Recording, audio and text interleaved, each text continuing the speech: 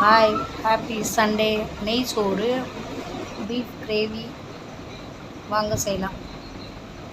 Already நான் வெங்காயம் இஞ்சி பூண்டுலாம் வதக்கி வச்சிட்டேன். நெய் சோறு உங்களுக்கு தெரியும், இருந்தாலும் நான் சொல்கிறேன்.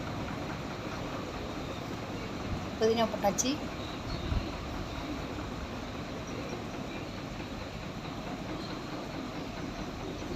கொஞ்சம் தக்காளி, உப்பு தேவைக்கு. நான் அரிசிக்கு தக்கனா நிறைய போட்டிருக்கேன், நீங்கள் உங்கள் அளவுக்கு வச்சுக்கோங்க. வதக்கிட்டு அரிசியும் கூட போட்டு வதக்கிடுவோண்ணே. அரிசியும் கூட போட்டு வதக்கினா கொஞ்சம் நல்லா இருக்குது, டேஸ்ட் பிடிக்குது. அந்த உப்பு காரம் எல்லாமே இதில் பிடிக்குது, அதனால் வதக்கிட்டு நான் 2 உலக்கு அரிசி போட்டிருக்கேன். அந்த உலக்கோடில் இதில் 4 உலக்கு தண்ணி ஊற்றிக்கலாம். அப்படியே மூடி போட்டு கொஞ்ச நேரம் வேக விட்டுருவோம். வெந்துருச்சு, பார்ப்போம், திறந்து பார்க்கலாம். இப்போ தேவைக்கு தக்கன்னு நெய் ஊற்றிக்கலாம். நான் ஃபஸ்ட்டே நெய் ஊற்றுறதில்ல, சாப்பாட்டில் வேக மாட்டேக்குன்னு சொல்லிட்டு லாஸ்ட்டில் தான் நெய் ஊற்றுறேன். நீங்களும் நெய் ஊற்றிக்கோங்க. அப்படியே தம் போட்டுருவோம். பீஃப் கிரேவிங்க, குழம்பா வைக்கிறேன் நான், ஏன்னா கொஞ்சம் ஊற்றி சாப்பிட்ற மாதிரி. பீஃபு கூட கொஞ்சோண்டு பீஃப் கறியும் எலும்பும் மிக்ஸ் பண்ணி போட்டிருக்கேன். வெங்காயம் தக்காளி வெட்டி அதிலே போட்டுக்கலாம். அதுக்கடுத்து இஞ்சி பூண்டு வச்சுருக்கேன். இஞ்சி பூண்டு கொஞ்சமாக போட்டுக்கலாம். கொஞ்சம் லாஸ்ட்டாக வதக்கி போடும்போது போடணும். தேவைக்கு தக்கன இஞ்சி பூண்டு, உப்பு,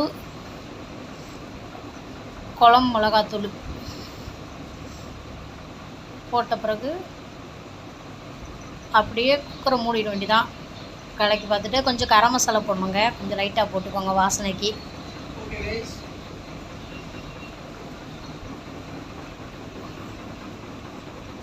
இருந்தாலும் குக்கரை மூடி ஒரு 8 விசில் விட்டு எடுத்து ஓப்பன் பண்ணி பார்ப்போம். ஓப்பன் பண்ணியாச்சு, நல்லா வெந்துட்டு பாருங்கள். இதுக்கப்புறம் தாளிப்பு போட்டுடலாம்.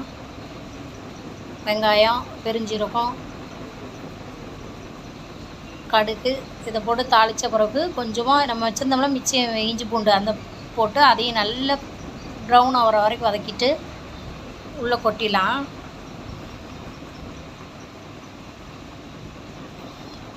Beef gravy ready. கொஞ்சம் புதினா கொத்தமல்லி போட்டுடலாம். அதில் போட்டால் சூப்பராக இருக்கும்.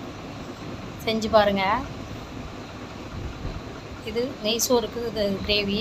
அடுத்து பாயாசம். இப்போ பாயாசம் ஜவ்வரிசி சேமியா போட்டு நல்லா ஒரு அரை வேக்காடு வேக விட்டு இறக்கிட்டு இதில் இளநியோட பீஸ் இருக்கு இல்லைங்களா, அதை கொஞ்சம் வெட்டி போடுவோம். அது இளநி தண்ணி ஊற்றிருக்கேன். இது வெள்ளத்தை கரைச்சி அதுக்கப்புறம் அதில் ஊற்றிக்கலாம், மிக்ஸ் பண்ணிக்கலாம். வெந்து வச்சுருக்க சேமியாவில் தேங்காய் மிதக்குதுங்க, அது கூட இந்த வெள்ளத்தையும் போட்டலாம். ஏலக்காய் 2 போட்டிருக்கேன். அந்த வெள்ளத்தை ஊற்றின பிறகு இந்த மாதிரி தான் இருக்குது. நல்லா டேஸ்ட் சூப்பராக இருக்குது. இதுக்கப்புறம் கொஞ்சம் நம்மளோட முந்திரி திராட்சை வறுத்து உள்ளே போட்டுடலாம். டேஸ்ட்டு செமையாக இருக்குங்க, செஞ்சு பாருங்கள். சூப்பராக இருக்குது டேஸ்ட்டு. இளநீர் நாட்டு சக்கரை பாயாசம்.